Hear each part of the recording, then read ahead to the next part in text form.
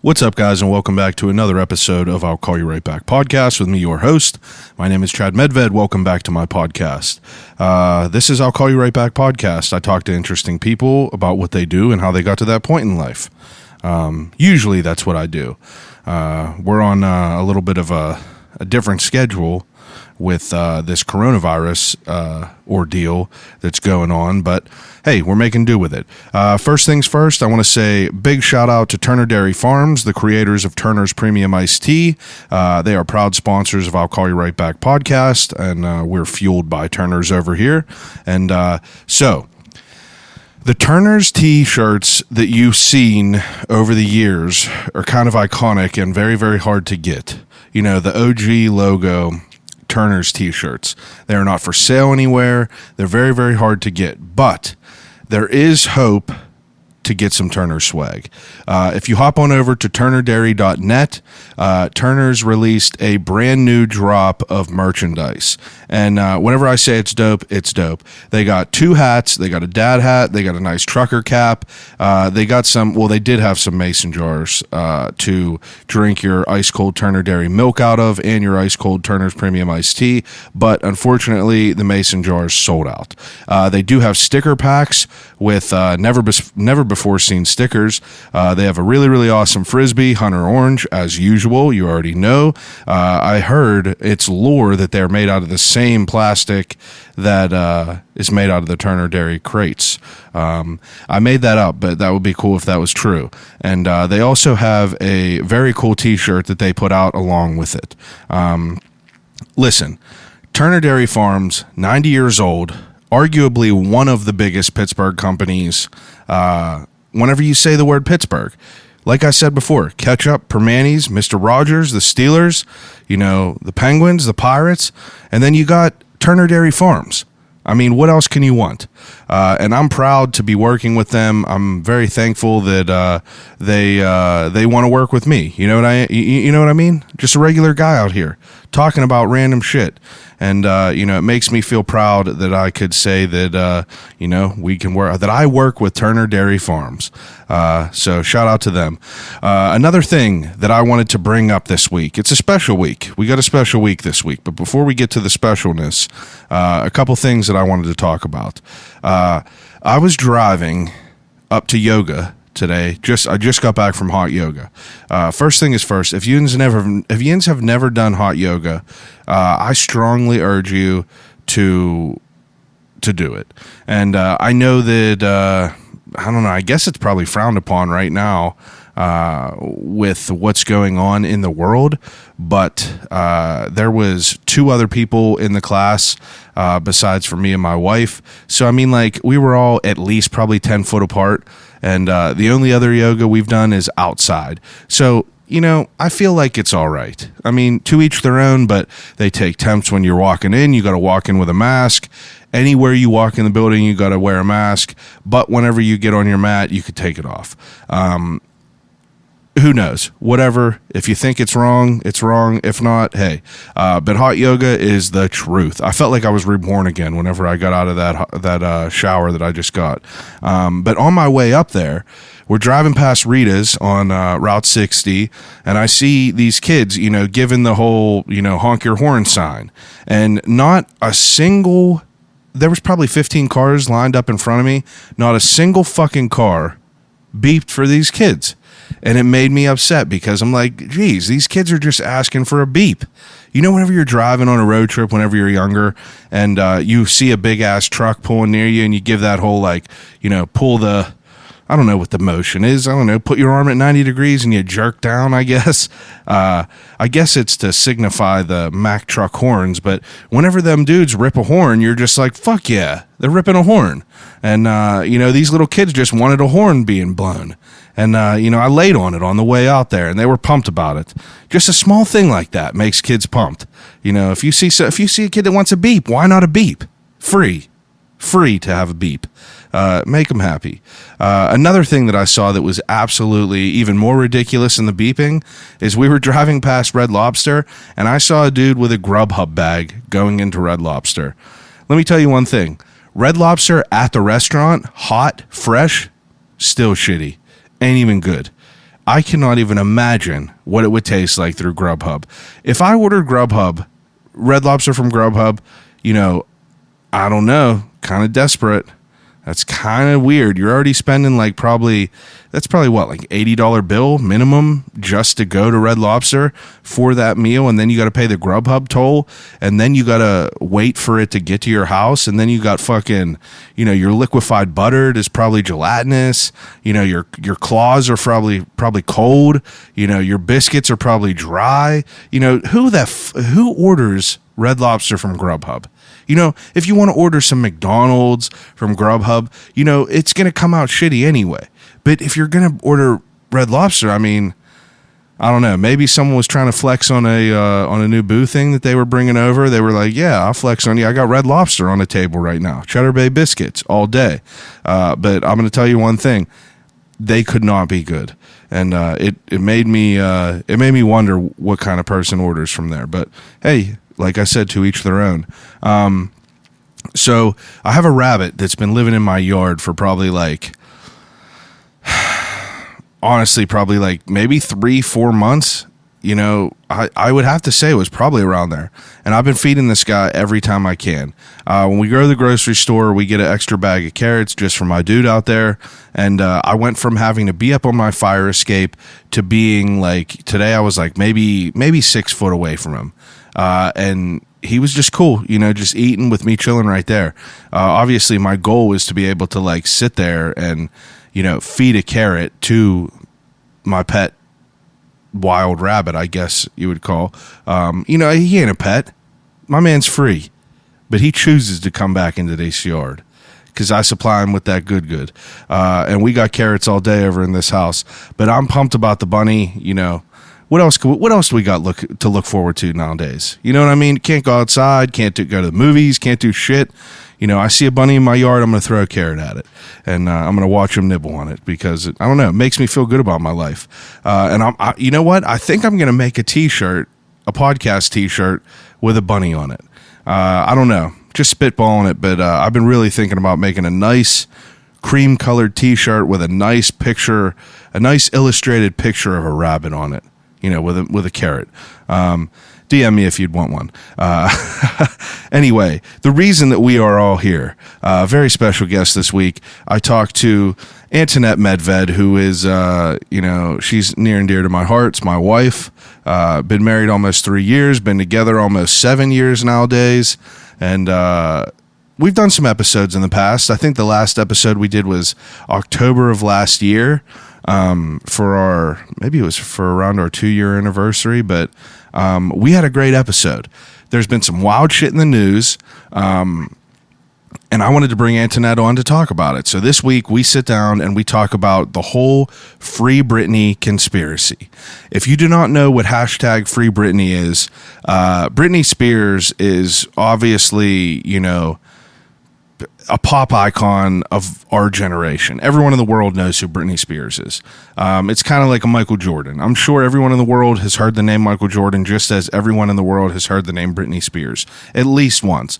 But supposedly, back in 2008, her drunk alcoholic father supposedly, everyone knows that picture of Britney Spears with her shaving her head and, with the umbrella where she looks fucking nuts.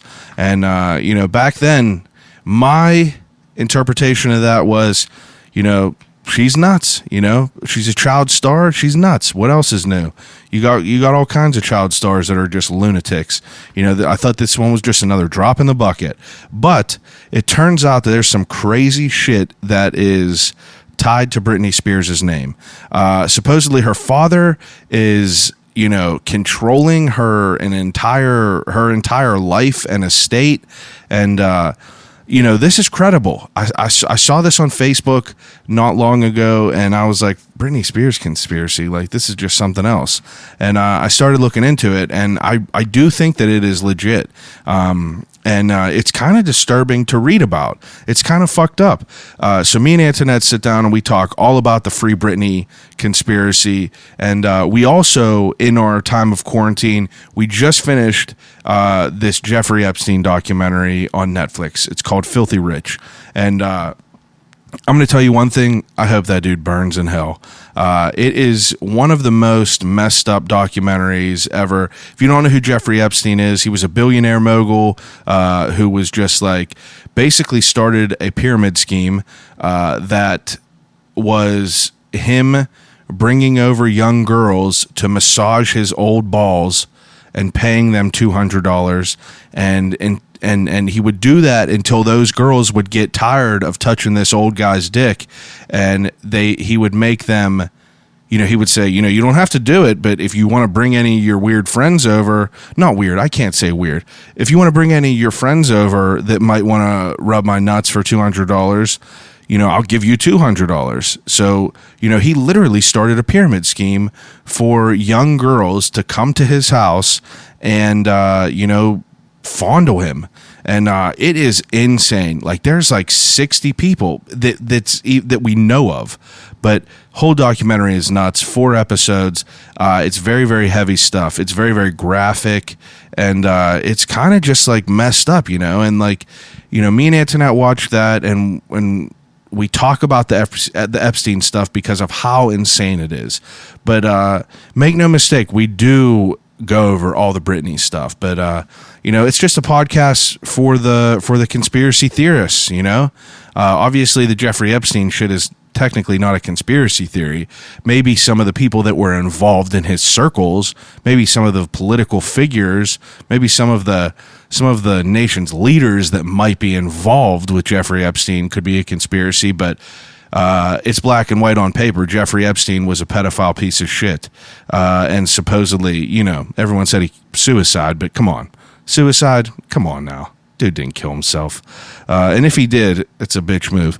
But I'm excited for this episode. It turned out fantastically. I love my wife. We have great conversations. It was fun to talk to her about this. And even though it was kind of some heavy shit, it was, it's a good episode. What more could you want out of life than to learn about Britney Spears and all the craziness that's happening with that poor soul? And I hope that shit gets sorted out. With it becoming kind of viral now on social media, I hope that something comes to light with all this. And also, I hope that this crazy bitch Ghislaine Maxwell, who was Jeffrey Epstein's henchman, who just got arrested in the news, hopefully she stays alive long enough to be able to kind of unrustle all the dirt that might be covered up with this whole Jeffrey Epstein death. But it's just a podcast full of a bunch of interesting stuff. And I'm excited for you guys to listen to it. So without further ado, episode 120, what is it, 126, 127? Yeah, episode 126 of I'll Call You Right Back podcast with Antonette Medved.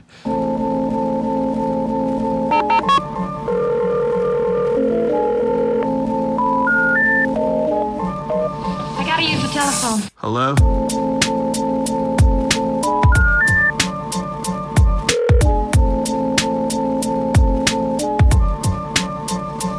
Telephone. I'll call you right back.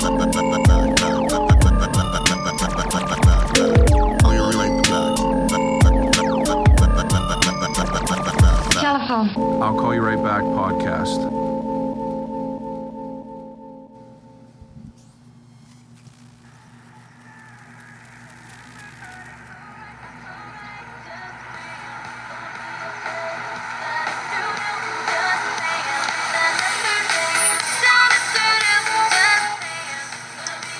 It's Britney, bitch. All right. Get this trash phone. Yeah, turn that phone off. You might need it for Googling things later. Who knows? All right. So, very special guest this week. I guess you could say that we have no. But not special enough to remember what's in the cup to ask me what I want to drink. All right, so I messed up. I didn't ask you what you wanted for what's in the cup like I usually do for all of my guests. And you said this is the second time I didn't do that? Yeah. Out of the 3 times, this is now the 3rd time that I will have been on your podcast. And out of 3, you're 1 for 3. All right. Actually, I don't even think, what was the first one? I don't remember. Probably coffee. Or no, I think It you might have had been a coffee. No, I think you had a Tito's and soda. Maybe, yeah. So what would you have picked? Probably Diet Coke. Diet Coke. That would have been your. That's your sip. Yeah. Too bad. But now we have cups full of delicious water. It's good for you. Can never We're have on a enough diet water. After we had tacos for dinner. Yeah. What was the place? Lucha Street Tacos, and they're in Bridgeville. It was good. Antonette. Yeah, it was pretty good. It was. I would say on second. I would say that's probably my second favorite taco in the city. I think that Las Palmas might have. Where's that? I've never heard of that. Las Palmas is right across from where Corey lives.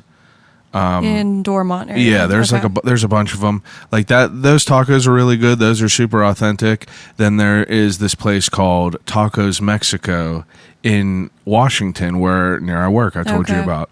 But those might be tied for my number 1. I think this might be up on number 2 though. Lucha Street Tacos. Have you ever had Bia's or Bea's? I'm not exactly sure how to pronounce it. I've only been there a few times. But No. they have a few locations around town. There's one on Smithfield Street, like right by the Smithfield Street Bridge. That place is super good. I I've used to never go even there. heard of that. Whenever I was working downtown, I would go there for lunch, but not anymore. I know. How long do you think you've been home? I've been home since like the 2nd week of March, I think.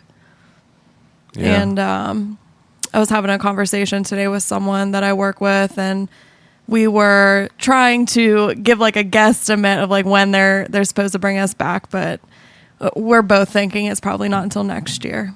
You don't think it'll be till next year? I really don't, because the amount of people that they would be putting at risk by putting us all back into the office is just like not realistic. And there's so many downtown offices, so many people take public transportation Yeah. to get to work every day. And that's That's a good just like point. intermingling and cross contaminating all over the place. That's a good You know point. what I mean? That's a good point. So I might interact with people in the morning on my way to work that I wouldn't once I actually get to my job and sit down. So and that's then like, if you do that, you bring it into your workplace and spread it around like fucking Dawn of the Dead. yeah. Now, what do you think the pros and cons are for working from home?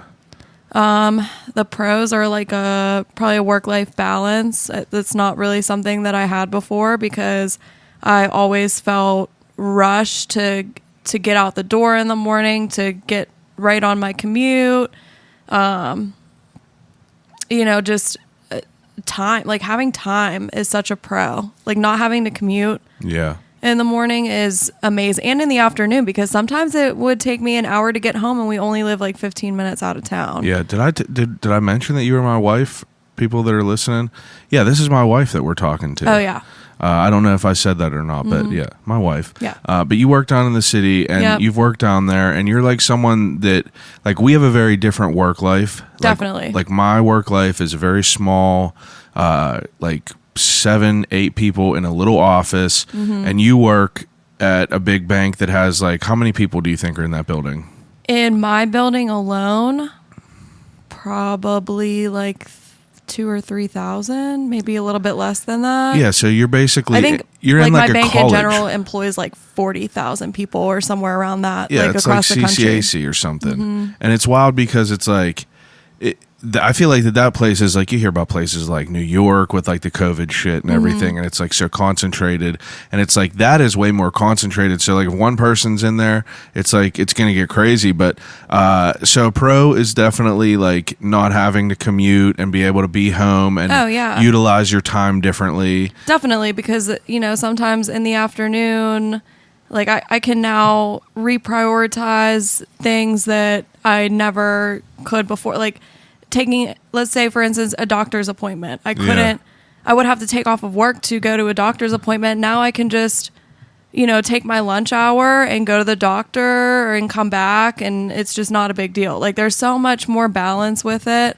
But I think a huge con of it is that I'm not communicating with the same people that I would be if I were in the office. We're not getting the same messages across to people. I think ultimately there's a lot more cons of not being in the office. You think? Yeah, I do. But you said that your work... I don't feel like I can do my job effectively because I'm like a process improvement kind of person. So I don't know what's going on. But didn't you say that like your group of people have had like less errors? That's true. So my area of the bank, we do lots of transactions, and our error rates versus the transactions that are made has come down. We're at like a 99% accuracy rate. Yeah. So like whenever you were in the office, like what was that?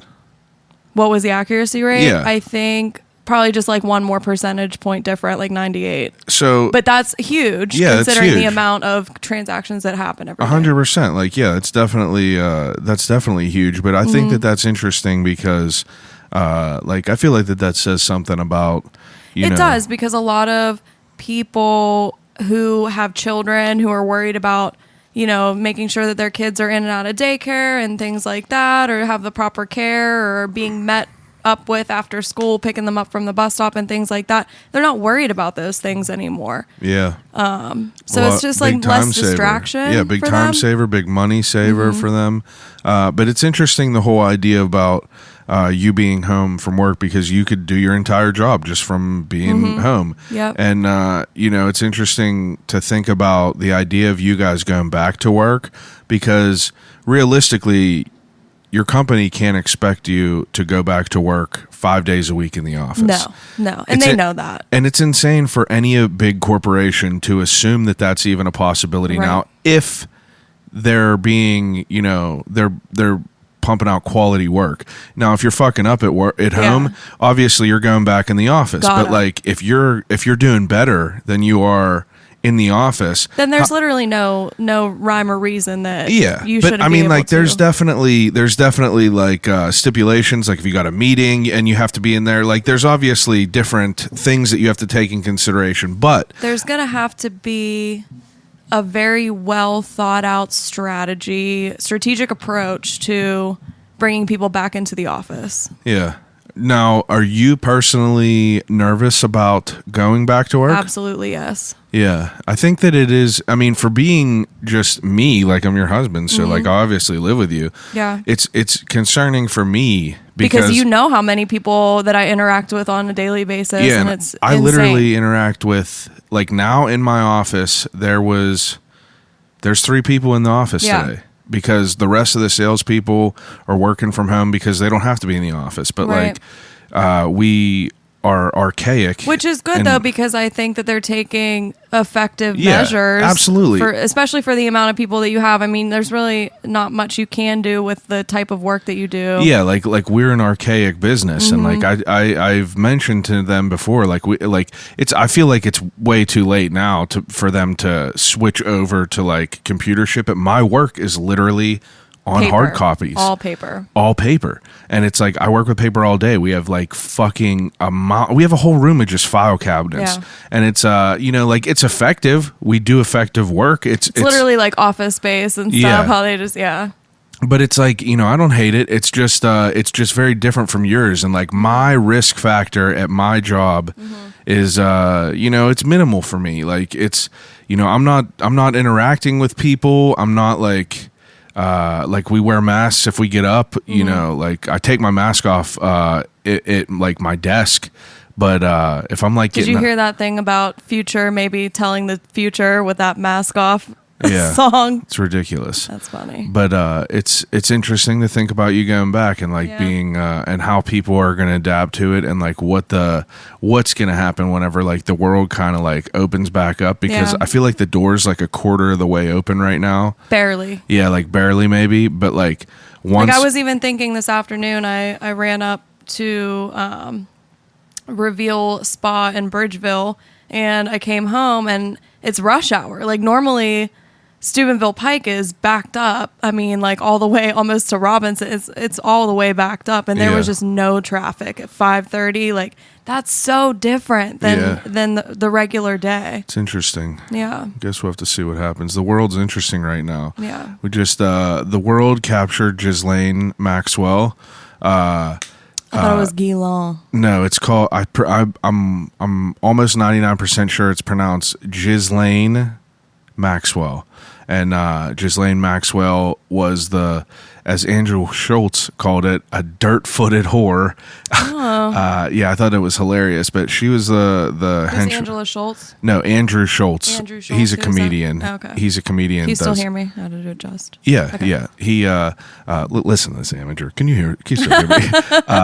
100 guests moving their microphone. Can you still hear me? Anyway, but Andrew Schultz is a comedian, and he is he's super funny. But that's how he described her. But they arrested her, and she was like she was the henchman with Jeffrey Epstein, who was like that $1 billion dude who just like basically started a pyramid scheme for touching little girls, like and having little actually like more than that. He started an elitist sex trafficking ring. Yeah. A global sex trafficking ring. Yeah. Way more than what I just said. But it's if you haven't watched Filthy Rich on Netflix, it's a documentary about Jeff Epstein.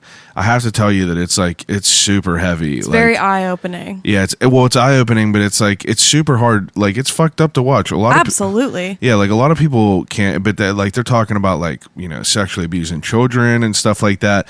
And these are like big name people. Like Jeffrey Epstein was a big deal. He was like this billionaire that like no one really knew how he had his money and like where he came from and why he was mingling with all of these like the biggest name names people in the world. He has fucking 100 pictures with Donald Trump, the Clintons. Yeah, the Clintons. He's literally like one of them guys, and supposedly, which I thought was interesting because he definitely like he was in cahoots with people of all political views. It wasn't just Democrats or just Republicans. Like he was like really intermingling with. It was just I think it's everyone. Huge political heads and celebrities and. But I think like all politics aside, like pieces of shit are all under one umbrella. 100%, you know what I mean? Absolutely. And he really proved that for everyone. Yeah, and it's weird because it's like I've never heard of that dude in my entire life until have you? Like before, never. Yeah, so like not until I saw everybody on Facebook saying this dude Epstein got didn't arrested. kill himself, and I'm like, well, first of all, who's Epstein, and second of all, why do I care if he killed himself or not? I don't understand. Yeah. And then I started reading a bit about him and just trying to understand who he was. And then this documentary came out a while ago, but we just watched it like yesterday. We binge watched it, and it's like it is fucked up. And it is like crazy because like there's literally proof. There's tens of women. Like I'm not exactly sure how many women. I think the guy said that there's 60, and they're not women. Well, there's probably hundreds of 65 just known that they confirmed. Right. It was 65, not women. They were underage girls from at the time. Yeah, but at now the time. They're coming forward. Yeah, now they're coming forward, but like.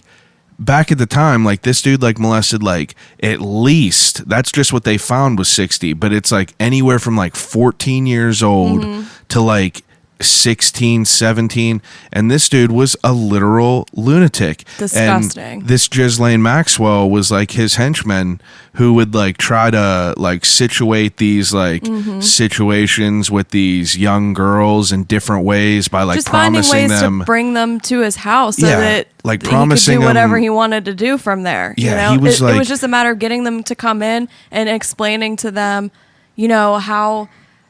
how he knows everyone, and they'll be exposed to all of these fabulous celebrities, and they'll live this life that they never dreamed of, and they're all, they geared it all toward these young women who were poor, like grew up poor. So this lifestyle. Not all of them were poor though.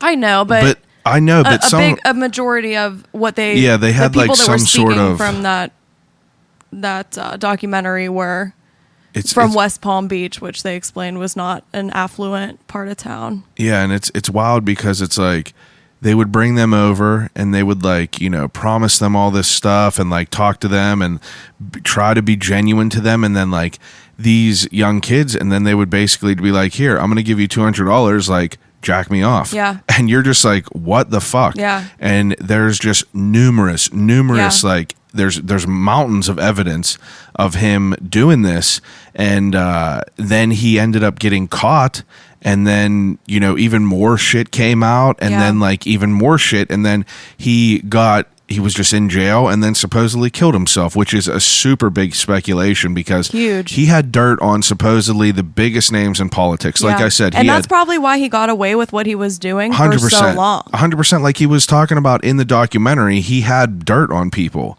Oh, like, yeah. So he could blackmail anybody he wanted anyone he wanted, because they were talking about how, so, I mean, to bring this full circle, I was talking about that Ghislaine Maxwell. So she got arrested right now. And, you know, for people that don't know, Jeffrey Epstein, he is dead. Suicide, supposedly, definitely, probably not. But Ghislaine is now in jail. I believe it's the same jail that he was in. So people were thinking she's about to get fucking whacked too.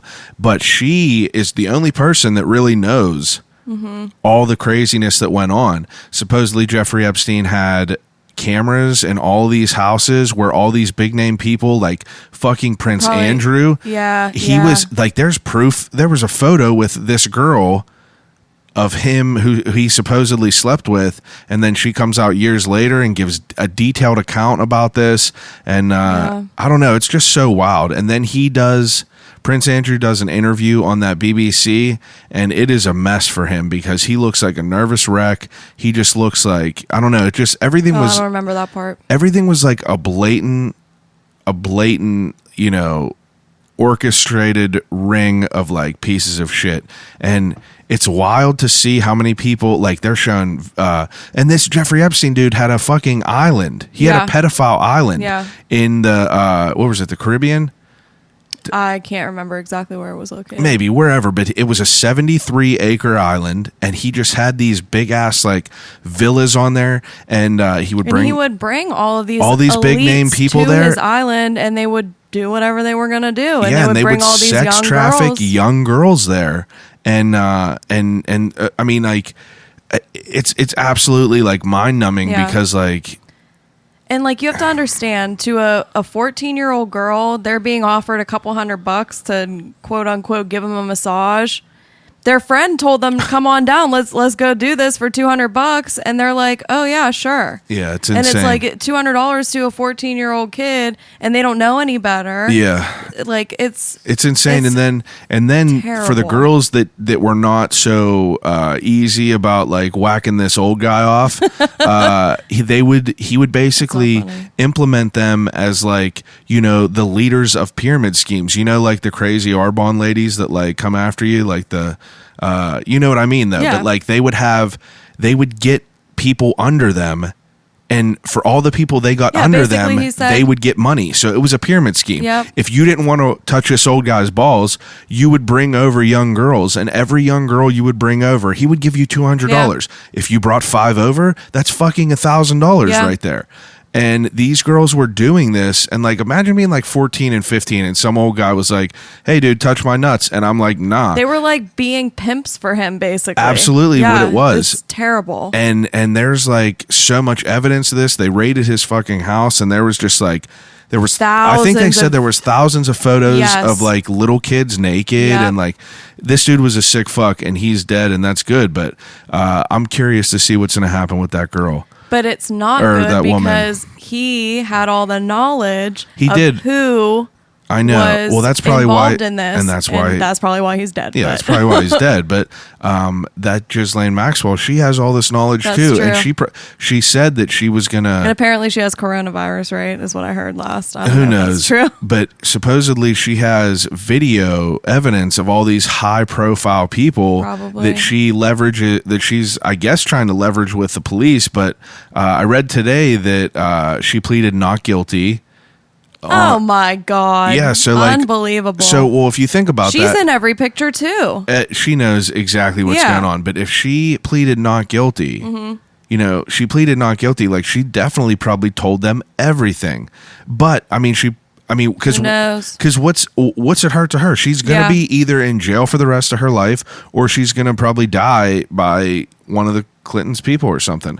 But it's crazy. I feel like it's not just Clinton's people, but yeah, who knows? It's definitely crazy right Yeah. now, and it's wild to think that there's like there are not hundreds, but there's a lot of pictures with Donald Trump with this Right. dude, and it's crazy to think and if about that our these president. girls, now women, speak out on Oh yeah, all those people that they were sleeping with because they were being told to do it. Yeah. Like, I mean, if you have the same story across 60 women, yeah. it's obvious who is at fault here. Oh, you know yeah. what I mean? And it's not like they're all making it up. It's Absolutely. not made up. And it's all the cops were even saying like these girls had absolutely detailed accounts of what the house looked like, all this and this, that, and the other thing. But that's one, I didn't even think we were going to get into the Epstein shit that deep. But because I originally wanted to, this is supposed to be the Free Britney episode. But it's kind of both, I feel like. yeah, it's both, because the Epstein shit is definitely topical because of Ghislaine Maxwell and the clock that's left remaining. For her, yeah. Because it's going to be super crazy. Like, let's just say hypothetically, hypothetically, she has video evidence of like, people, Right. Political figures that might be huge. Like, let's just say that there's like evidence of shit like that, and she has it and knows where it is. Like, that would turn the world upside down. Upside And down. not like it's already not We're upside talking down anyway. More than likely, world leaders Yeah. that have slept with. Well, yeah, they these had fucking girls. Prince Andrew. Yeah, exactly. Like, that's insane. I knew none of this, and like watching this documentary was just insane. Again, it's called Filthy Rich, and it's on Netflix. Netflix should sponsor this podcast, because all I talk about is what we watch. know. But there's always good stuff on Netflix. it's heavy though, Yeah. definitely heavy stuff. So we'll see what happens with Ghislaine, and we'll see if I do another episode about depending on the outcome of all that stuff. Yeah. I might do another episode. But we'll see. I'm interested. I feel like we're going to hear in a week or two that she's no longer with us. Who knows? But Do you think she would actually kill herself? I feel like she wouldn't. I mean, who knows? I don't know. She's a sick motherfucker. I mean, if I was like that, and Those kind of people, though, think that they're like, I don't know how to explain it. they're Like narcissists, bigger than everybody. Yeah. crazy narcissists. But like, I'm trying to think. Like, I obviously I'm not a sick fuck, but I just don't understand. Like, if I got caught and it was blatant, like, why wouldn't you tell the world? Like, you're either going to be in jail or you're going to get murdered anyway. Yeah. And it's like, maybe clear your conscience just a little bit. You're I don't think those kind of people have conscience. I know, but that's like me trying to think about it, like why someone wouldn't tell it. Yeah. Like, you know what I mean? Like, if I was Jeffrey Epstein, like, why wouldn't I tell everything? I don't know.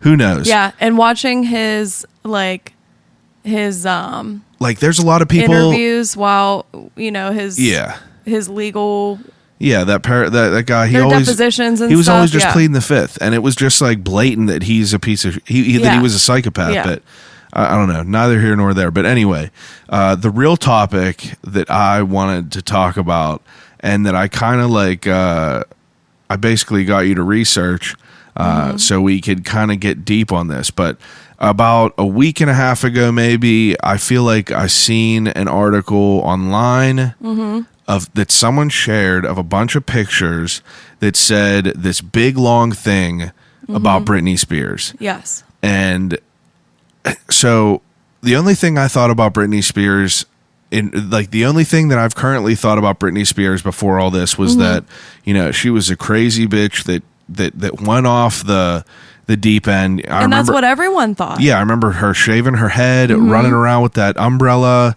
and just like kind of being nuts. Yeah. And like, the whole K-Fed thing.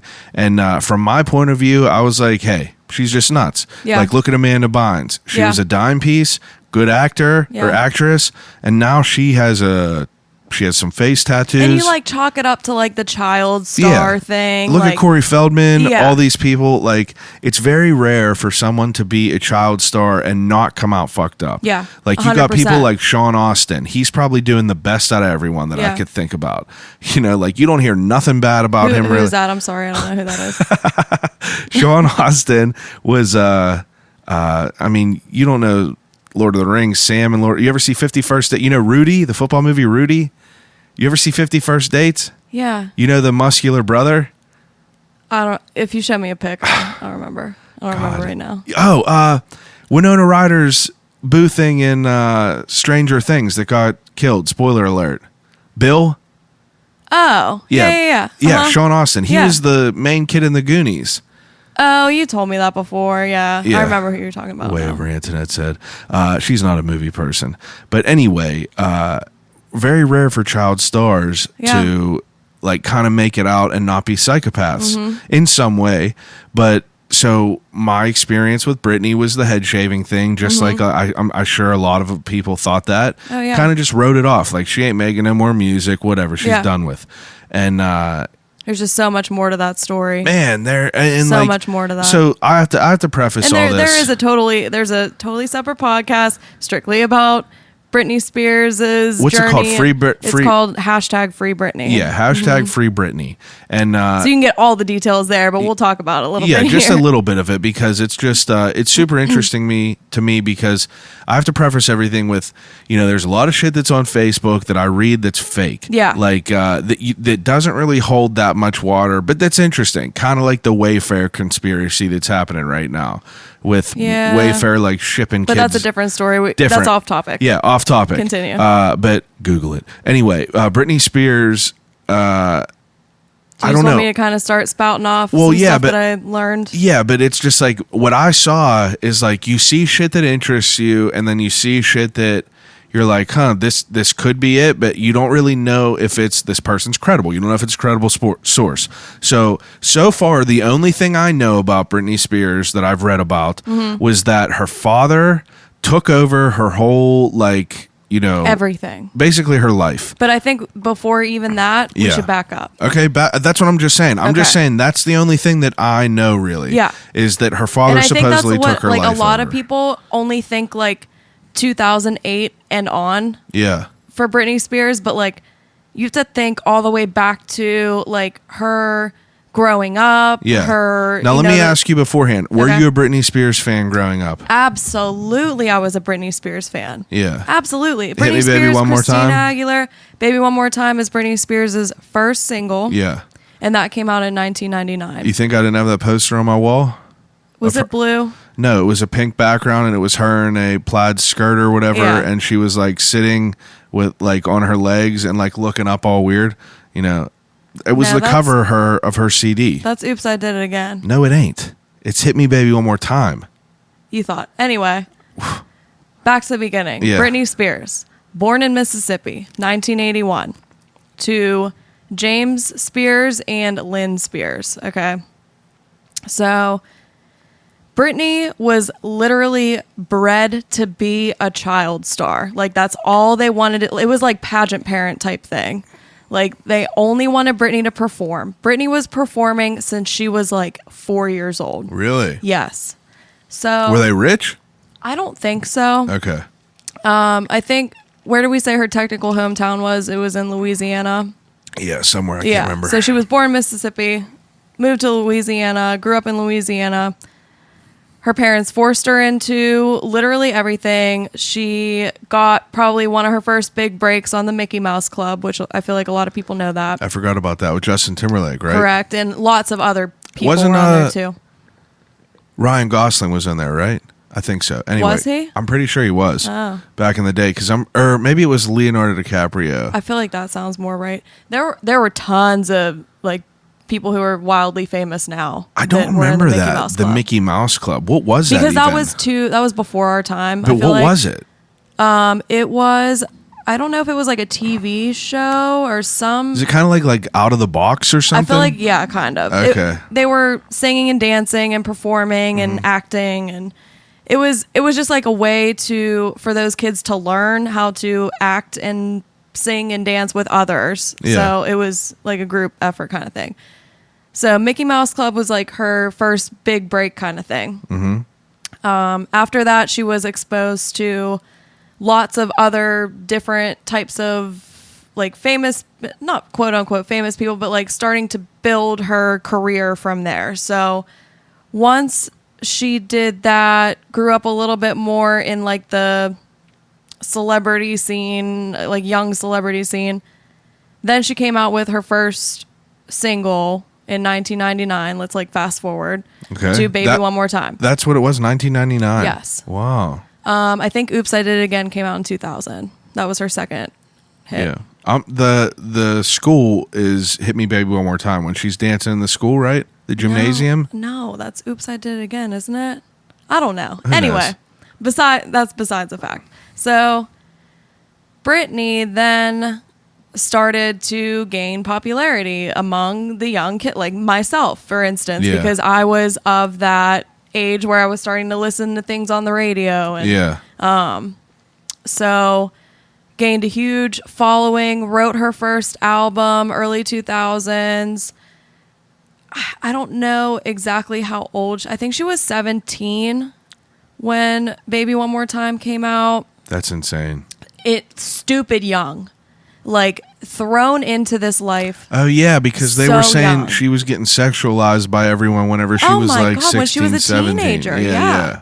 Yeah, so this started when she was a child, basically. Yeah. And she's never known Because she's another always been life. beautiful. Absolutely. Yeah. Yeah, and I think that's Looks what her parents crazy already now. knew, that she was going to be beautiful. So she was going to be the performer. Yeah. And I think her sister does some performing and was an actress and stuff. And yeah, I don't know what she I does don't know now. anything about her. Piss But, on her. Yeah, we won't talk about her today. But so Britney broke out, young teenager, started writing albums, started gaining popularity, literally has never known another life other than performing, like didn't go to public school, things like that. So she was literally bred to be a pop star. Yeah. Then I think by 2004, she was 22, I think, and had already had 2 marriages. 2. Okay. So we know that she dated Justin Timberlake. Wait, because that She was born in 81, so that means 19 in 2000, and that means Okay. so then she was 23 in 2004. Yeah. 22, 23. Yeah. Okay. Okay. I just wanted to make sure because if she's 23 and she already had 2 marriages, was K-Fed her first marriage? K-Fed was her second marriage. Who was the first dude? Hang on, I have some notes. Oh, wow. Her first husband's name was Jason Alexander. Wait. Jason Alexander. Do you remember this? Jason and Alexander. They got married. Isn't there Kind must of like be as 2. a fuck you kind of thing, like just hurried up and got married, and then I 2 think days so. later they got an annulment. So Okay, like yeah, it I was do. super quick. Like Well, you know why I questioned that name, Jason Alexander, is because Jason Alexander is also the dude from fucking Seinfeld, the short, fat guy. oh no, not that guy. Yeah. I think online they mentioned a middle name for this guy, and that's probably why they were probably trying to indicate that Yeah. wasn't that guy. Okay. But yeah, so they got married super quick. They got an annulment just 2 days later. How old was she? She was 22. Okay. Or no, she might have been like a year younger than that even, because Okay. 22 is when she married Kevin Federline. A year later. I think so. Wow. Maybe 2 years later. What was Kevin Federline famous for? I don't even remember. Fuck Was if I was know. he? I do not know. I don't know if he was. I can't. I swear to you, this is genuine. Mm-hmm. I can't remember if he was a rapper or a professional wrestler. I swear I remember him as both. I don't know. Was he a rapper? I don't know, but Because all you ever hear is like Britney Spears and K-Fed. Like, yeah, K-Fed. Kevin Federline career. Whenever I looked, I thought that he was into like something with wrestling.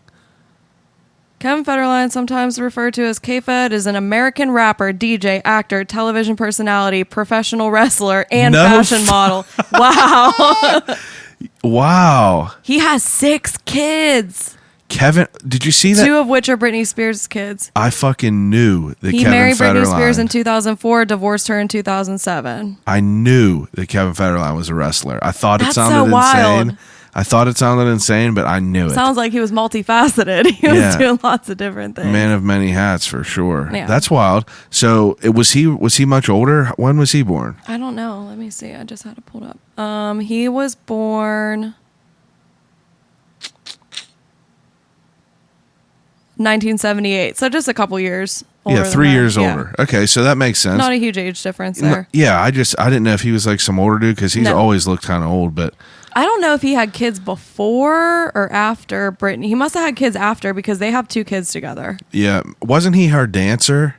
Maybe. I swear he was her dancer maybe in one in I feel like how something. else does a pop star meet men Maybe dancers? maybe a fucking wrestler match or something. I don't know. Oh yeah, I'm sure Britney Spears has got in a ton of wrestling matches. They probably asked her to be a guest one of these days. You have to understand, Britney Spears' entire schedule every single day was back to like it was booked. All right, so come on, keep going. Yeah, with so it. that's where we're going. So yeah, so that's where we're going. every piece of Britney's day was booked before she even had an opportunity to do anything about it. She literally had an hour scheduled per day of free time. That's when Britney was allowed to be Britney and do whatever she wanted to do. Wow. And even that was scheduled, like insanity. So essentially she was a money-making machine. And we know that. Like we grew up with her, so we know that everything that she did was televised and in the tabloids, and like everything was just about Britney Spears, like all the time. And, you know, had these kids, got divorced, 2007. Makes sense that she had that mental breakdown in 2008, right? Whenever she shaved her head. Oh yeah, I And didn't think about that. She was divorced from him, huh? she was divorced from him by then, and I think she was struggling with custody of the children at that time. And she's how old in 2007? Probably 19 25 plus or 7. 26. It's 26, yeah. Yeah. So she's 26 Probably divorced twice, struggling for with custody 2 of her kids. children. 26, 2 kids, divorced twice, shaved her fucking head. Shaved her head. Broke into a car with an umbrella. We all know that picture too. Yeah, that's crazy. so- 26. So 26 years old, Britney had her mental breakdown, and that's kind of like where things really start popping off as far as like the control with her father. So she had the mental breakdown, and her father put her into a psychiatric ward that year. Oh wait, so she had no, did it ever talk about her being on like medication or anything before this? Like was she normal before this? I don't know. I don't actually know that. Yeah. If she was on medication before that. Because like you have a fucked up life, like who knows? She was probably wrapped up with Ritalin and shit. Probably. And I was watching some interviews with her like pre-2008, just it was just like a YouTube video where it was interviews like year by year. It started with like 1999 and just went year by year, and you could see the difference in her. The miles. And you could hear that. Yes, absolutely. And you can kind of understand that she really does like kind of have an underdeveloped mind, because all she's ever done was act and perform and sing. Yeah. Like she's never Had really had a experiences. mind of her own. Yeah. She's never been allowed to have a mind of her own. Yeah. And that carried through with her being thrown into the psychiatric ward in 2008. Yeah, after she shaved her head. Yep. And that was when her father decided that Britney can no longer take care of herself. So what we need to do is I need to be Britney's primary care person, conservator. Okay, so that's where this conservatorship comes into play. I don't know what that is. What does that mean? That's So just conservatorship is kind of like for people that are like vegetables. generally for people that are vegetables, for people that are too old and can't Is that take care of politically themselves. correct to say anymore? People were vegetables? Yeah, maybe we shouldn't say that. That's probably not People were PC. I don't know. You know what we already said just it. Vegetables. people with disabilities, you know, and it's mostly also reserved for old people who can't take care of themselves anymore. Yeah. It might maybe dementia or things like that. Generally for people like that. Yeah.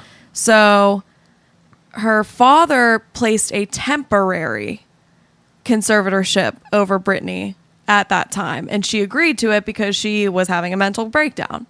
The temporary conservatorship was only supposed to last for her short duration in the psychiatric ward, but when she was leaving the psychiatric ward, I'm not exactly sure what happened, but it turned from temporary to permanent.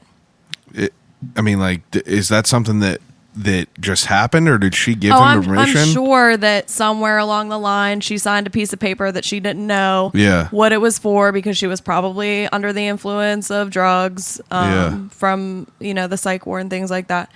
But it became a permanent conservatorship with her father at that time, meaning her father is going to control her finances, control her estate, control every single move she made, all her comings and goings, essentially. So her career, her schedule, literally everything, start to finish, he is in control.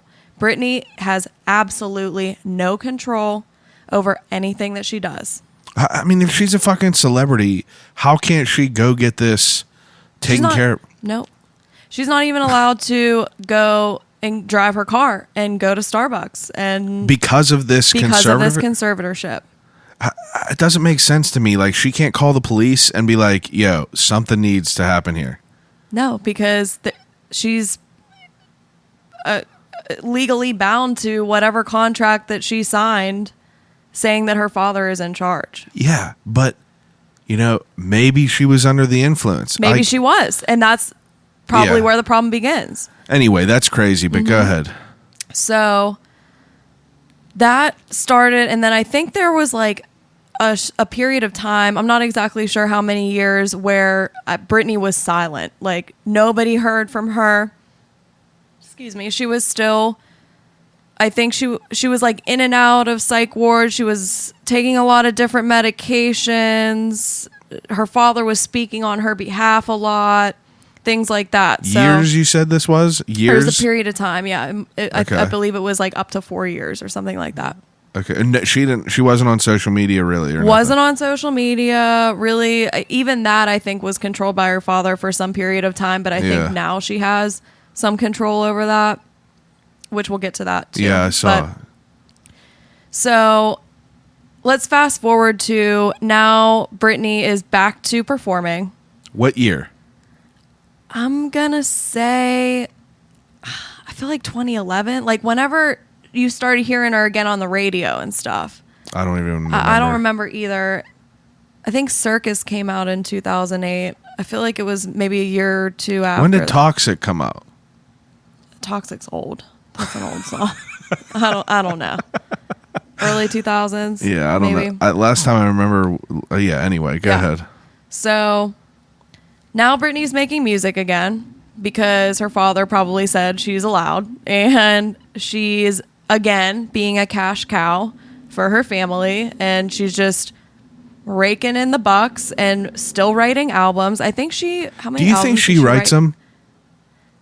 Partially. I think at the beginning. I think we should rephrase it to puts out albums, because she ain't writing all that shit. No. And when I listened to some of her interviews, she said about one particular album that she wrote, this is one that I kind of feel totally great about, because I feel like I had a lot of say in what was in the album. So you could tell right there that she's not writing all of her own stuff. Yeah.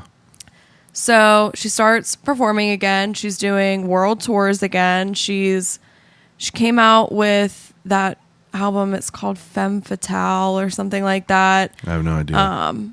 I think she wrote some of that, because you can kind of hear in some of the songs that she was like seeking her freedom. Yeah. There's a lot of lyrics in some of those songs where she knows that, like the song Piece of Me, it's about everybody wanting a piece of her, but she can't really give out any more pieces of her because there's nothing left. Like, she doesn't have anything. Yeah. That's very interesting. You can kind of hear in some of her songs really pleading that I don't have my freedoms anymore. Like, I need to get out. It's fucked up. I know. So let's Femme Fatale. I don't know what year that came Look that up real quick. Femme Fatale, because I'm curious of this timeline. Okay. Because Let me look up her discography. yeah, look up the discography. I am curious about it though, because it's pretty crazy to think about. 26 years old and you're already gone through all that shit. Okay.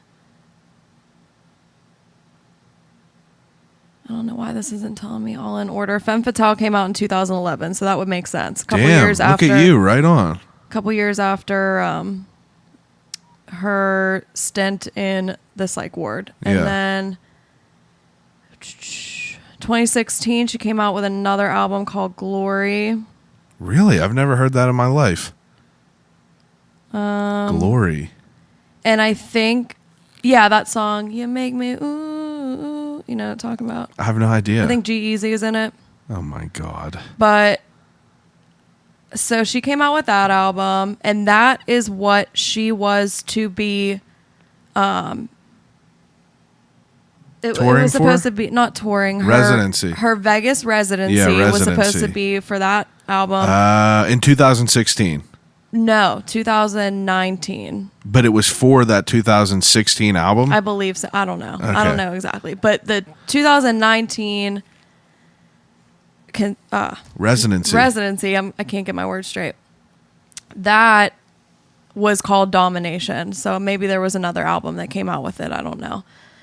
So last year, she was scheduled to have another Las Vegas residency. So she's had one in the past. And I think that she re-upped her contract or something like that. It's supposed to be from 2019 to 2021. Last year, she posted like this huge thing on Instagram apologizing to all of her fans because she could no longer do this residency in Las Vegas that had already sold tickets because she, quote unquote, had to take care of her sick father. Okay. Wasn't he an alcoholic? He was an alcoholic all her life. So he's always been off. Piece of shit. Piece of shit. Call it as it is. And always pushed her into stuff and just terrible. But that was her reasoning for canceling her residency.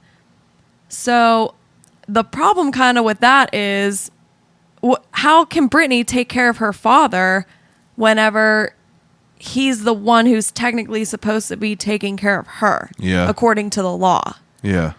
So that doesn't really make sense. That's a red flag right there.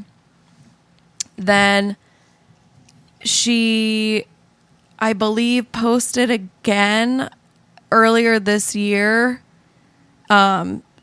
saying it was some kind of just like motivational like thing, saying maybe you should take some more me time, blah, blah, blah. Yeah. So I think this is where she's starting to regain a little bit of freedom in her social media. Wait, was that post that said like sometimes you just have to take me time? Yes. Now, they just said in that Free Britney clip, that podcast, that she used like a certain emoji for every single thing. And that's a part of the conspiracy, allegedly, is she an indicator that might not have been her saying that on her Instagram. Was not using that was emoji. not using the emoji that What she emoji typically was uses. it? I'm not sure. I don't know. I haven't listened to the podcast. But they said that. And what was the other thing that they brought up after that?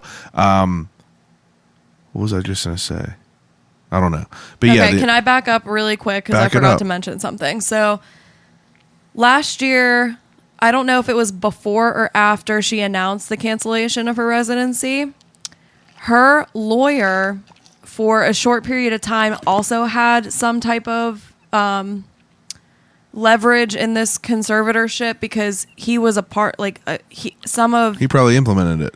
He did implement it, but I Yeah. think that he had some type of hold in it as well for Britney. Like he was controlling something for her. Not as much In as, favor for her, though. No. No. It was like him being on the father's side, I believe. So both of them were her conservators for a period of time. Then the lawyer backs out of the conservatorship and quits. And the He might have been one of problem them with guys that- in them Jeffrey Epstein videos. That's why. Who knows? The problem with that is that this guy was making a little bit less than $1 million. They said $500,000 a year. Yeah, on Britney And to give up that kind of paycheck, what is going on that is behind the scenes that they need to give up? So I don't know. That's just another conspiracy. Yeah, that's allegedly. weird. Yeah, it's weird. Did you? And now there was. Oh yeah, I remember what I wanted to say. Yeah, there was a post that was part of the conspiracy where like people were commenting on her post saying like, Brittany, if you need help, wear a yellow shirt. And then the next post, it's she her was wearing a yellow shirt. And and in the dialogue, it says, just felt like wearing a yellow shirt today. And then there was another post that said something like, you know, put out flowers or something. And they put out flowers. And obviously that's a conspiracy. But also, isn't Brittany knows? sending a message? Because she doesn't have any freedom otherwise. Bro, call fucking 911 and say, I need some help. There's some fucked up shit going on. And she's fucking Britney Spears. You know what I mean? Yeah, but I don't know if it's that easy. Babe, it's Britney Spears. Does she even have a phone that she can use? I don't know. Bro, get a fucking pedal bike. Like, you know, in that mansion that she lives in, she got something. She's probably locked up in the mansion like Rapunzel. What, you know think what I she's mean? shackled? Yeah, I kind of do Beat feel like that old motherfucker's ass with a pot or a pan. You know what I mean? Seriously though, Yeah. like if you're really like maybe she's brainwashed a little bit too, kind of. You know what I mean? Probably. But like, and probably medicated too. make no mistake, if my father was holding me in that house by myself. But Chad, you have to understand that's been her entire life. She's I never get known it. anything I know, different. And I understand where you're coming That's from. why And I it makes try to, sense to like- you and me, but I know. it doesn't make sense to her. I know, but if my dad was trying to keep me hostage, he'd get whacked. Tell you that. But I don't know. It's just weird to me that, like, you know, I guess there would have to be some like mental like barrier, some like mental like brainwashing type thing of her like being not able to like get out to someone. You know what I mean? She has a fucking Instagram. If she has someone, she could be like, listen, this is Send a serious. DM or something real quick, this is serious. Like, put out a fucking video of her saying, I'm 100% serious. This is fucked up. There's fucked Get up me shit out. happening. People have their notifications turned on for her posts. I'm sure. You Yeah, know, a million absolutely. people are going to see that. How many people follow her on Instagram? Look for me my real God, quick. Probably 50 million. millions. 50 million probably.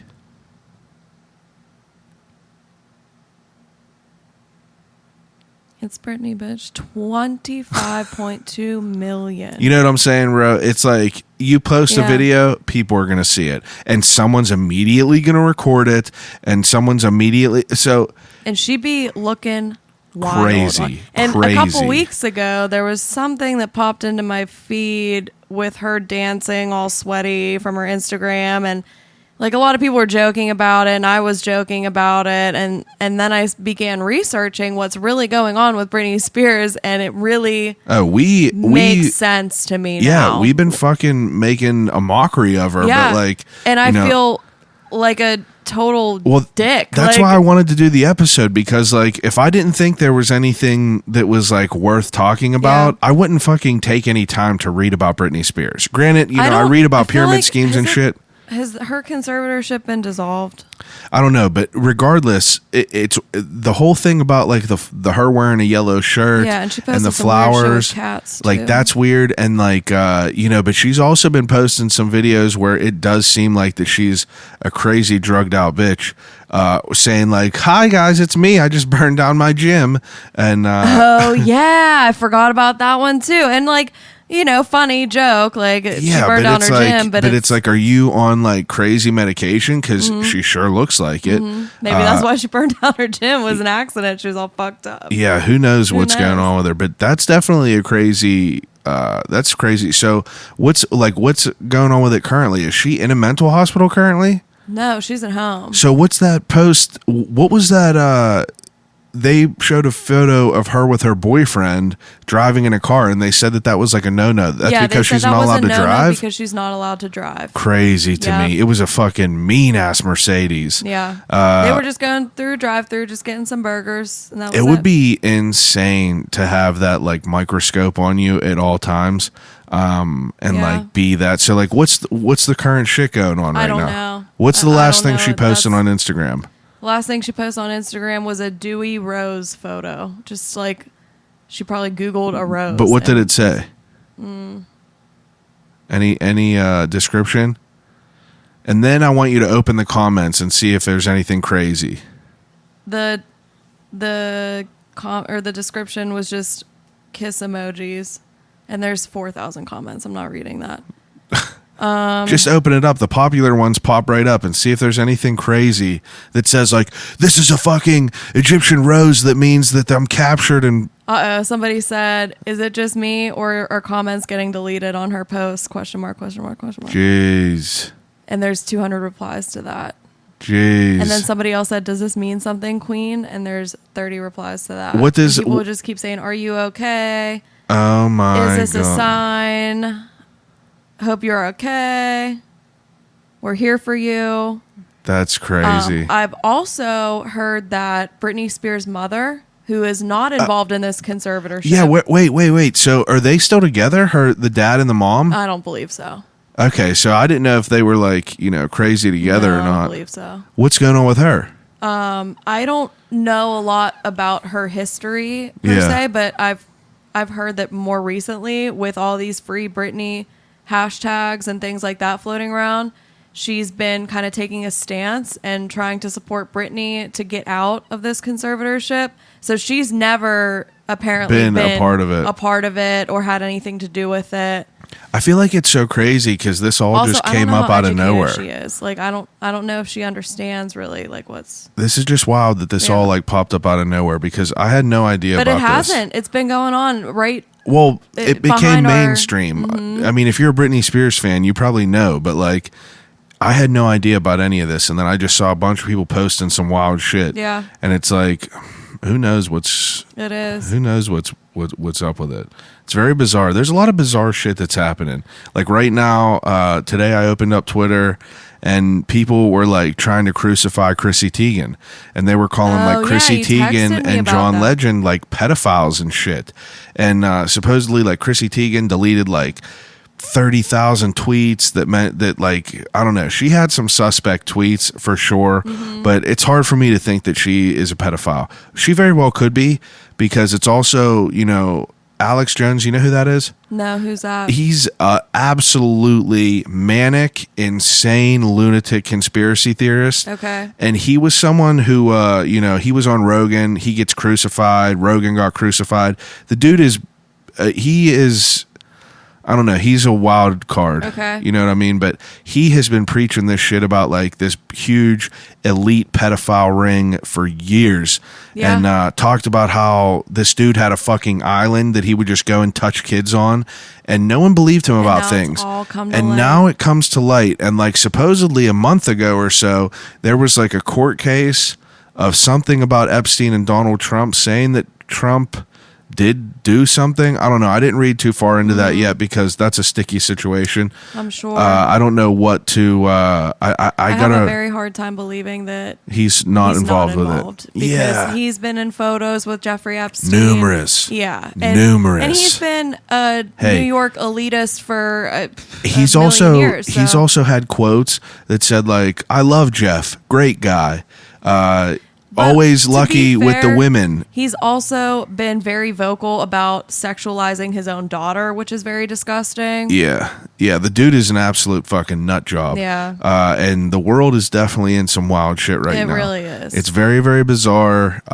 There's a lot of weird Yoga shit that's Ralph happening. posted the other day this thing that said, I can't believe that you think that war criminals and pedophiles care about your health. Yeah, and it was a girl in a little It was so surgical funny. mask. It's weird. It's but, true. Which leads me to our trip this weekend. What we did, I took you to go learn how to shoot a gun.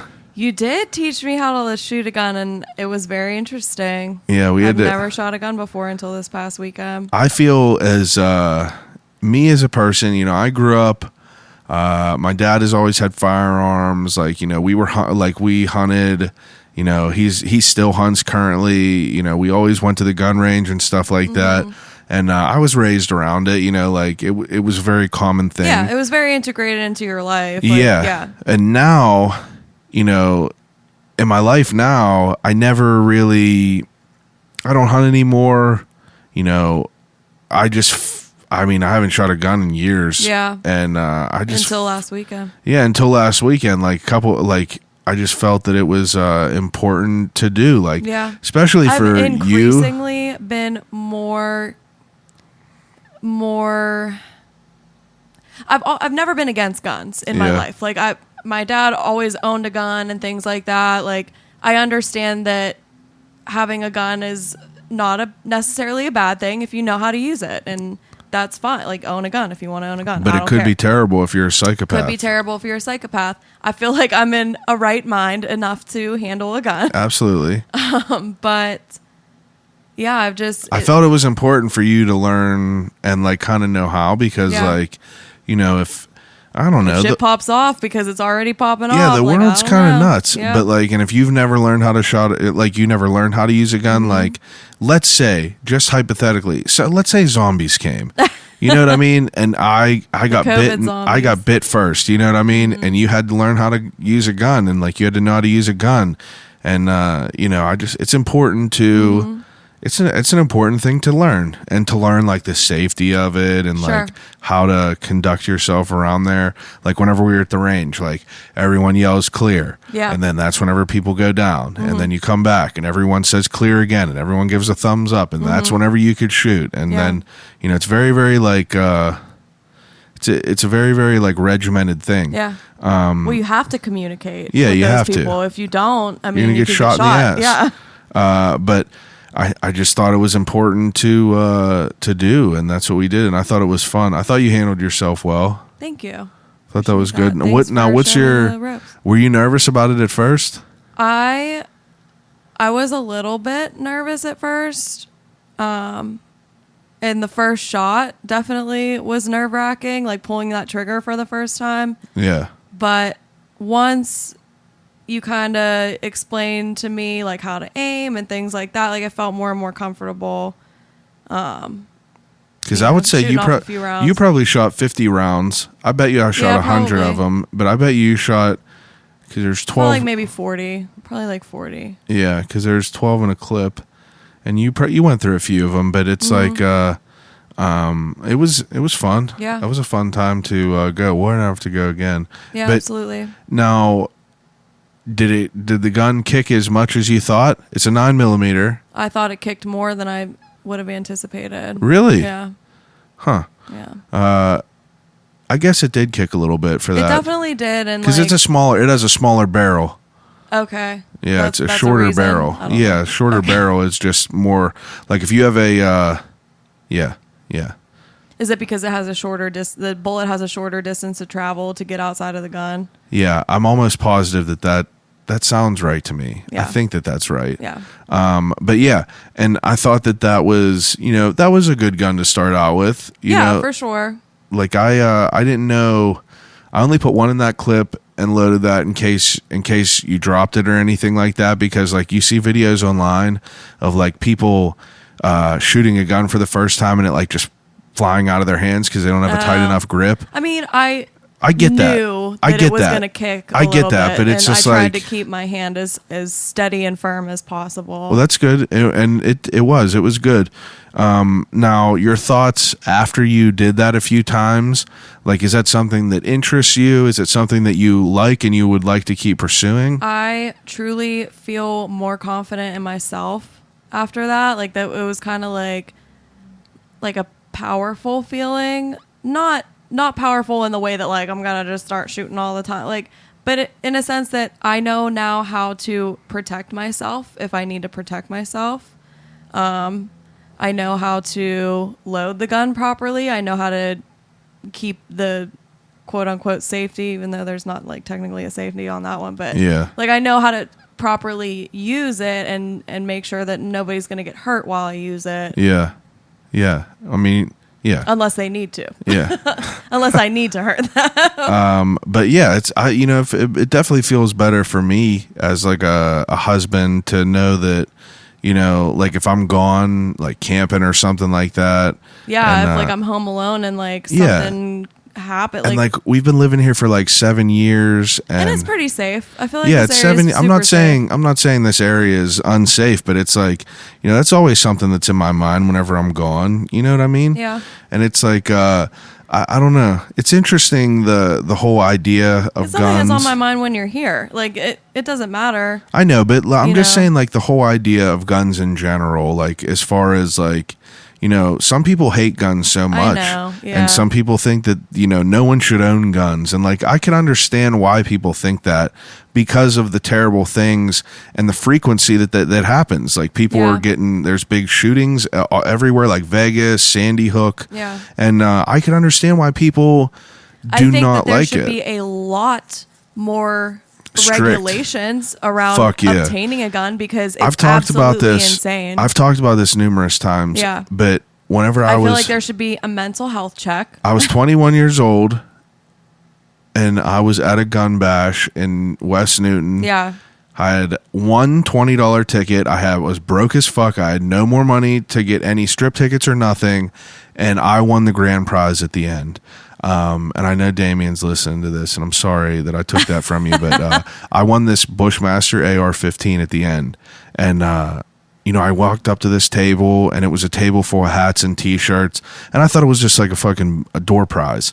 And I gave the guy the ticket, and he was like, man, and I was like, which one do I get to pick? He was like, you could have this whole table if I could have this ticket. And I was like, what? And he was like, you won the big prize. And so I went over, and they fucking literally, they took my ID. It had to be I swear to you, less than 5 minutes, if I'm not exaggerating. You had a And gun in your hands. They handed me a AR-15, Fucking which is the wild. same rifle that kid from Sandy Hook has. Unbelievable. And it's wild to me And because how old were you said? 21, I think, Yeah. because we were drinking. I had to be either 21 or 22. Even but better, you were drinking. that's what and they I was handed bringing you a up gun. next. That's what I was bringing up next. It was a fucking gun bash where it's always like, you know, bring your own booze, or, you know, doing this, or like That's sells that alcohol. Wild Western Pennsylvania kind of mindset. It seriously was, and I knew that something was like kind of different whenever people handed me this gun, and I had a line of people standing behind me offering to buy it off me right then and Yeah, there. yeah. Immediately, a guy was like, "I'll give you $400 cash and both pistols." He was like, "I have this rifle and this." He was like, Yeah. "I'll trade you," and I was like, "Fuck!" You're like, damn, I didn't realize I just got a. I felt like Charlie in Willy Wonka whenever Yeah. he pulls that He golden won the ticket and golden people ticket. are grabbing his arms and shit, and he's like, "Run home, boy." So I just put it in my fucking front seat, Mm-hmm. and I pulled up into my dad's garage, and I walked in with this gun, And your dad's like, and "What he was like, is "What that?" the fuck is that?" And I was like, "I won this," and he was like, "Are you kidding me?" And I was Unbelievable. like, "Dude, they just handed me this thing." Yeah, it's And- not even right. Yeah, It's and not I mean, even like, right that I've that's shot that thing so maybe loose. maybe 4 or 5. And whenever I say 4 or 5 times, I mean like only 4 or 5 rounds have been through it.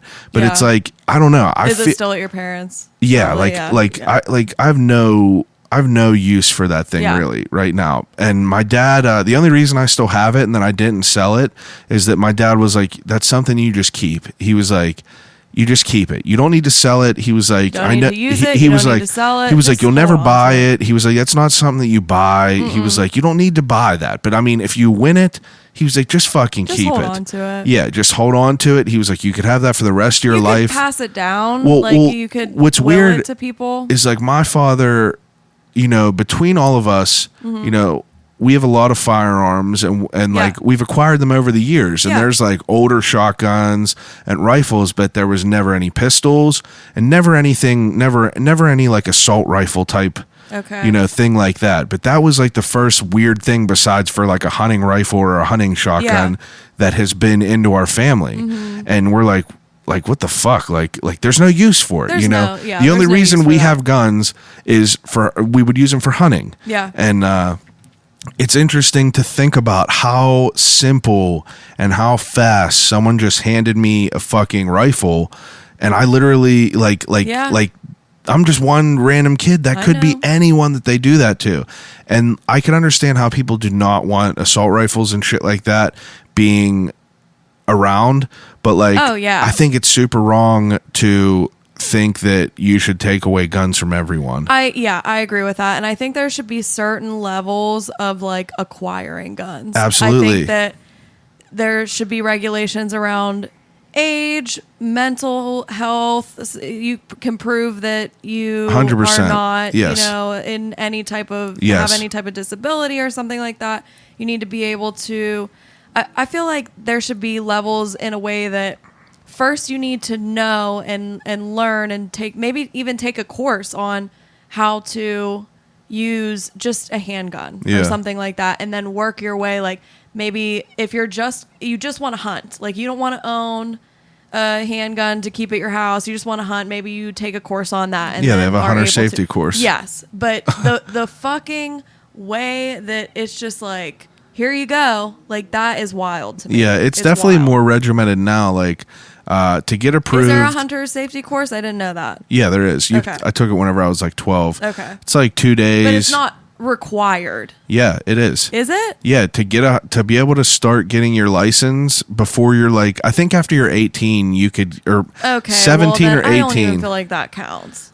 I mean, it does count because because after you're 18, I mean, we walked into Walmart last weekend and you got a hunting license. Yeah, but I guess that didn't matter.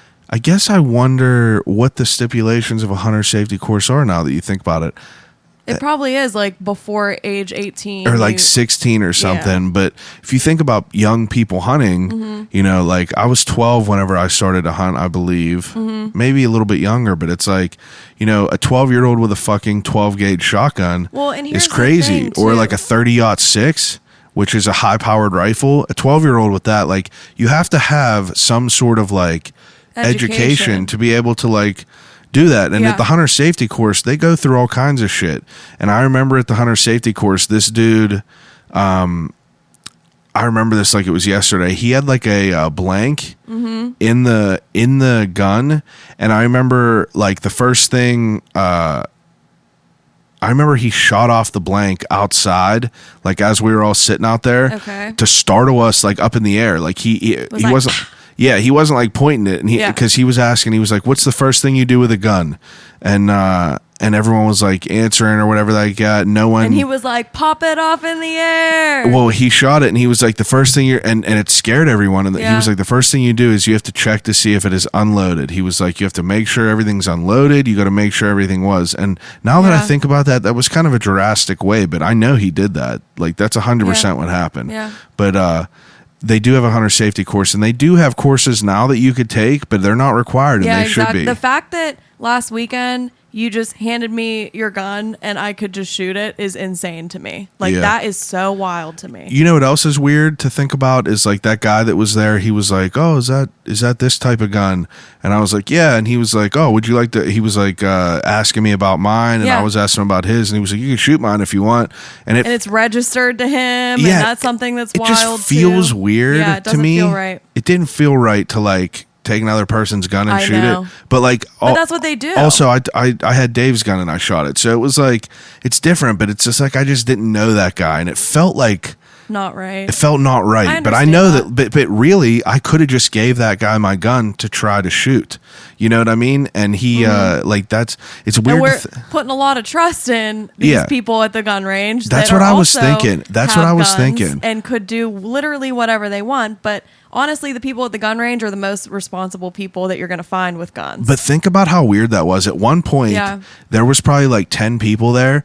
And if people wanted to get crazy, like never mind. That's crazy. Yeah. But it's scary to think about that, to be around people with a bunch of guns. Like you feel uneasy.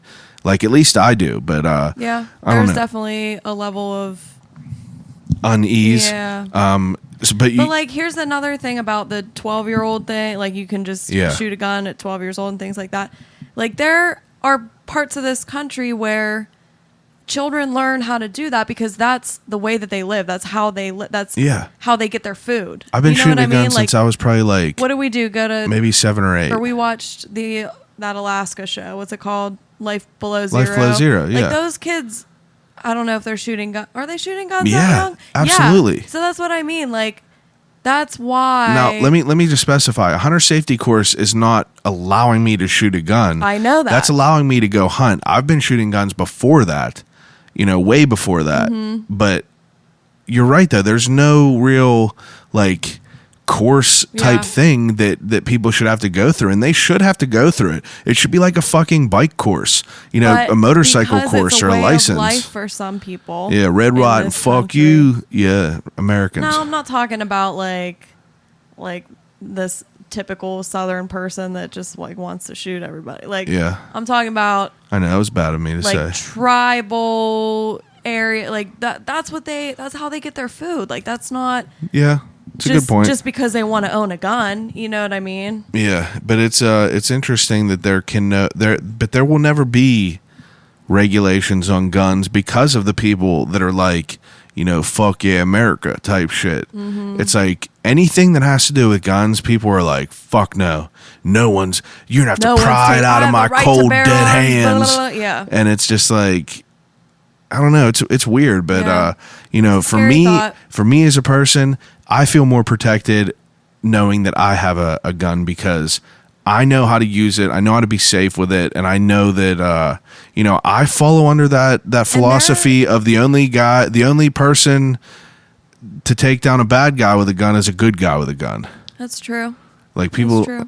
but I do see the other side of the coin. But what were you going to say? There are countries in the world that there are no guns. Like, the police don't carry guns. It's illegal to own a gun. Yeah, you can't it's really. not that they don't exist in that country. They probably smuggled in and things like that. Yeah, but there's parts of the country where that's not. That's even. like Manhattan. Like, you got to jump through a crazy amount of hoops. Like Jorge had to sell his guns before he moved to New York because you're not allowed to like have certain guns in the city limits of New York. Oh, really? Yeah, I'm pretty sure. So then I feel like that's a little bit of regulation around it. It's not a ton, but it's not a ton, but I there's think some. a lot of landlords and things like that also say like you're not allowed to keep firearms in your house and things like that. Yeah, Probably here too, but who knows? I don't know. But I don't know. It's an interesting world we're living in. Yeah. I think that what's gonna come to be in the next.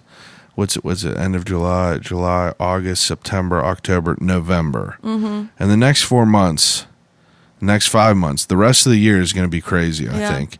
It's going to be very interesting to see what happens. It's going to be very interesting to see what happens in politics. Mm-hmm. It's going to be interesting to see what happens with Ghislaine Maxwell, if she could survive. And it's also going to be insane to see what happens with this virus shit. Yeah. Even though, who knows what the fuck is going on. Yeah, civil rights too. I mean, it's insane. Like everything is going on. Protests, all of it. And I don't know. I feel like it's I feel like it's a powerful time to be an American. Absolutely, it's a vulnerable time for sure, but like I feel like that this is a time where like it's happening. I think it's very obvious there's a shift where the happening. good and bad is. And I don't know if you remember that that anonymous thing on YouTube and all that. Way at the beginning of all this, they put out this video, and I remember I was like, I know that I have to pay attention to this and listen to what they're saying. And I'm listening, and they're like, in the coming months, it's going to be very clear what is good and what is bad. Yeah. And there's going to be a lot of things that are going to be uncovered that we were not aware of until now. And it's very true. Yeah, it's scary. And I think there's only more to come. Oh, there's absolutely. only more to come. This is just the tip of the iceberg, I'm sure. But I don't know. This is I hope that Britney gets out. Free Britney. Free Britney. Yeah, free Britney. And I hope Jeffrey Epstein burns in hell. Yeah, I fucking hope he does too. To be honest, because that dude is dirt. But that was all some heavy shit. It was. But I enjoyed talking to you about it. Yeah, it was good. I enjoy it. We've had a good quarantine. Everything's been going well. Yeah, it's been fine. I'm happy with us.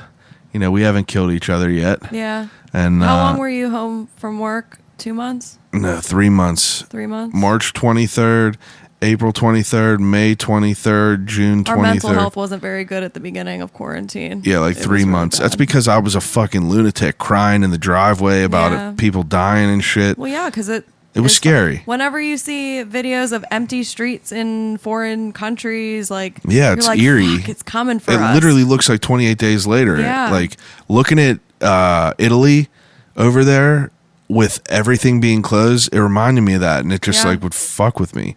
But I don't know. It's gonna be interesting. Yeah, I feel like it's gonna get worse before it gets better here. Absolutely, it is. But I don't know. We had a good quarantine. We just been watching a bunch of shit, cooking, eating, just loving on each other. Yeah. Being husband and wife. Truth. It's nice to imagine being in a quarantine with no one. You know what I mean? Or with somebody that you hate, or with an abuser, or with Yeah. literally anything like that. That's true. That's a good point. Yeah. Luckily, I'm with you. Good thing. Okay, so the funnest part of the podcast, the most part, the part that I'm most excited about. This is the part that I do with everyone. Antonette hates it because she can never pick I don't anything. even want to do it. I mean, you're doing it, so Go ahead. just get it. What is it? Desert. You know what it is.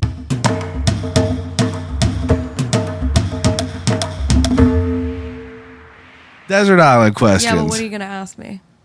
Let me do my spiel. Let me get a sip of water. All right. This is Desert Island Questions. Desert Island Questions is whenever I ask each of my guests, or whenever I give each of my guests 3 categories to take with them on a desert island to exhaust until expulsion. And Antonette is not good at picking things, but we're going to see how well this goes. So the first 3 category, things, not movies. 3 movies, TV shows, 3 things to watch. All right, so it could be movies, TV shows, YouTube channels, whatever. Okay. I'm allowed to have different answers than last time, right? Yeah, you can have that. I've really, it's just like resonated with me and I loved it. Dead to Me is like one of the best shows on TV. Yeah, right that's now. really good. It's so fucking good. And like if you haven't watched it, you absolutely I think need to watch it. I think I've talked about it on here before, but Have it's you? Christina Applegate It and is, she is so good. I can't remember the other girl, but it's Velma from Scooby Doo or the main chick from Grandma's Boy. I cannot remember her I name. can't remember her name for the life of me. But they're both killers in it. They're like they kill all of it. They're just like great actresses. They look great. They're just like it's funny. It's serious.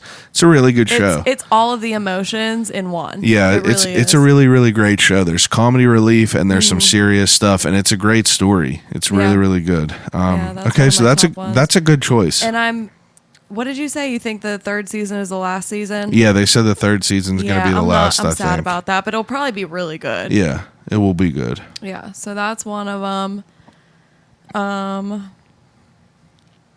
Something to watch. What other TV shows have we been watching lately? Anything Alone. Good? Alone. Like, put me down for 2. Yeah, Alone is. Can I say like 2 seasons of Alone? I'll give you all of Alone. Because Alone, I seriously compare every single thing in my life now back to Alone. Yeah, so I've talked about Alone a lot on here, but 10 people get taken to 10 different spots on a secluded location, and they only get 10 items, including a sleeping bag. So technically 9 items, and they have to survive for as long as they can. And boys are on there for 60, 70, 80 days. And they get, whenever I say they literally only get what they have in their book bag, 10 items, that's it. Everything else you have to make. They make it work. And Yeah. they're hunting and they're foraging. And that would be a great show for Desert Island if it was like a Desert Island season. But I'm sure you could make it work. It'd probably be a good point of reference if you were actually on a desert island so that you could build the things that you need. That's what I mean, Yeah. right? Okay, so one more thing you have to pick.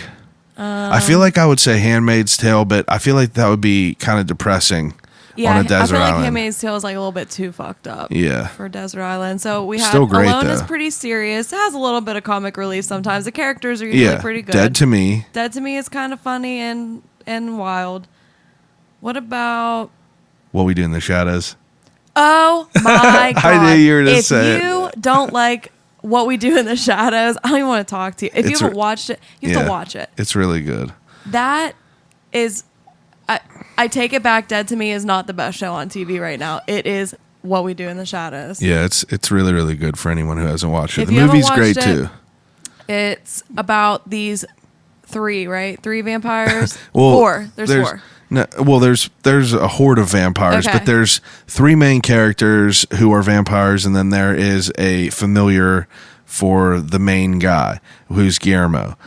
So there's Guillermo, Nadia. Okay, that's a whole thing. Yeah. But there's these vampires that live in this house together, and it's modern day Staten Island, New York. It's funny. And it is so funny. It's worth watching. A quick watch. If you like vampires, or if you like literally any kind The of Office. like paranormal, if you like The Office, you'll love it. It's a because documentary style. Yeah. You know, it's real funny. It's worth watching. Okay. Anyway, so I usually ask to pick 3 books to read, but we obviously do not. I mean, you don't read too much. No. So what else can we do? 3 things to read. What about can't do Desert Island Question. I mean, we can't do Death Row Meal because we already talked about food. So what about Did we talk about food? What did we talk about? Well, we talk about okay, what about your 3 favorite restaurants in the city? Can you do that? Yeah. Off the Hook is stupid underrated. Like if you don't It's live pretty in the highly North rated. Hills, well, if you don't live in the North Hills, you don't know about it. Yeah, I've never heard about I it. never knew about it. That's real good. It's in Warrendale, and it was the same owners as Monterey Bay. So think Monterey Bay food, but a little bit more informal than their setup. Bigger portions. Raw oysters. Yeah. Flame. It was real good. So we went there for your birthday. That was really good. It's another restaurant. Streets is gotta be. You already Gotta know be. that. You already know Streets that. on Carson always. And Salem's. Salim's. It's Salem's. I heard it on Really? I called. I've been pronouncing it Salim's, but I called it on the phone, and they said Salem's Market, and I feel like I've heard so many I've people heard say everybody Salim's. call it Salim's. Yeah, I've never heard anybody call it Salem's. Well, Salem's or But- Salem's, Salim's. Yeah. It's that's, you know. that's top right now. Those are 3 good ones. Yeah. 3 good choices. Okay. Get a shawarma with the naan, please. Third If you category is things to listen to. So give me a couple CDs to listen to. I know you love Art Pop. CDs. Yeah, Art Pop by Britney Spears Britney Spears. I have Britney Spears on the mind. Lady Gaga is fabulous. Yeah. I don't know. Lesson in Romantics. Yeah, we always say this. This is the same thing that we always say. Pick one more. I don't know. Just fucking pick one. I know, but like I can't think of shit off the top of my head. I'm trying. Just a CD? Yeah, like I don't know.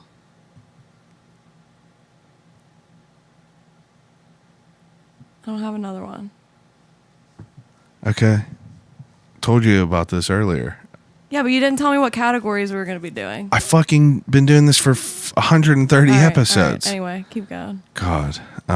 Anyway, so the next category is a death row meal. Death row meal. Yeah. Like last meal on Earth. Yeah, would like have one to be- meal. I feel like it would have to be like some kind of brunch, Brunch. like breakfasty kind of meal. All right. That's understandable. I don't really care from where because I like all kinds of breakfast. I don't discriminate against breakfast. All right. I'll allow it. Yeah. All right. So the next to last thing that I do on all the podcasts is, we're probably sponsored by Turner's Tea over at I'll Call You Right Back. And I have a segment called the Turner's Crate. And the Turner's Crate is where I get a question submitted to the crate by our previous guests. And our current guest reaches in and grabs a question and tries to answer it as best they can. So I wish that Turner's, if you're listening right now, would make a smaller crate for you to do this out. I know I do need a smaller crate. All right. Ooh, this one's from Billy Hoyle, aka Anthony Bowser. If you could choose any animal to be completely obedient and do as you say, what type of animal would you pick? That's a really interesting question. That's good. What type of animal would I pick if I wanted an animal to be completely obedient and do everything I wanted? I feel like it would have to be something funny, like something goofy. Like, not a dog. I feel like people Yeah, would not say a dog. It'd have to be something but weird. something like kind of big. Like, Big. yeah, because if you want it to do everything you want it Like to a do. big ass llama or something. Because I'm thinking in terms of like, and maybe he didn't mean this question in this way, but if there's something like I need done, it would be like my servant in a way. So, what could it be? Gorilla or something. No, that's too big. I feel like it needs to be smaller than that. Just a regular chimp. No, why does it have to be a monkey? They're the most strong animals, pound per square inch. Plus, I'm thinking of something as far as practical, because if you pick like a fucking giraffe or something, they only got these weird ass hooves. I feel like anything bigger than like.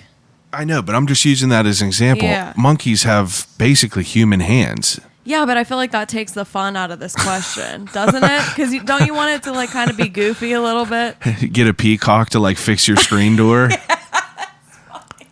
Or like a goose or something. Wow, that's funny. Yeah, it would be interesting. Maybe, you know what it would be? You can get, I don't know. I don't know. Is a deer too big? Because I feel like that would be funny. That would be funny to get a deer to just like, carry stuff for you and do all that. All right, that's a good answer. And like you could ride it maybe if you need to, like if I to mean, get where I you're guess. going. They're big enough for that, right? I don't know. I don't know. I've never ridden a deer. I don't know if he could hold me. All right, so. The national or the state of Pennsylvania animal. Yeah. All right, so the last question that I ask everyone is if you could have a conversation with anyone alive or dead, who would it be and why? I feel like right now, Britney Spears. Britney Spears? I need to know what's really going on in her head. That'll be a good answer. That'll be a good answer. Maybe we can get her on the podcast. Hey, she might be susceptible to that at this point. I'll just be like, hey, did Probably anyone have to ever ask reach her you dad out? first. Did anyone ever reach out to you about doing a podcast? Like, let's do it. I'm sure that I would be the first choice. All right. Not the Free Britney podcast. Definitely not Yeah, them. I guess not them, right? Shout out Free Britney podcast and the real Britney Spears. Thank you for doing this, babe. Yeah, thanks for having me. You have fun? And not yelling at me about. Oh, I was salty questions. whenever you couldn't think of stuff. Yeah, I know. Told you 2 days ago. That's fine. I had to Muppet. research Britney for today. Oh my God. Okay. What do you want to promote? Anything? No, because apparently nobody's allowed to do weddings or anything. So. Yeah, That's a I different guess not, story, right? but- It's crazy. All right. Well, anything else? Anything else? Anything else? I guess that's it. That's it.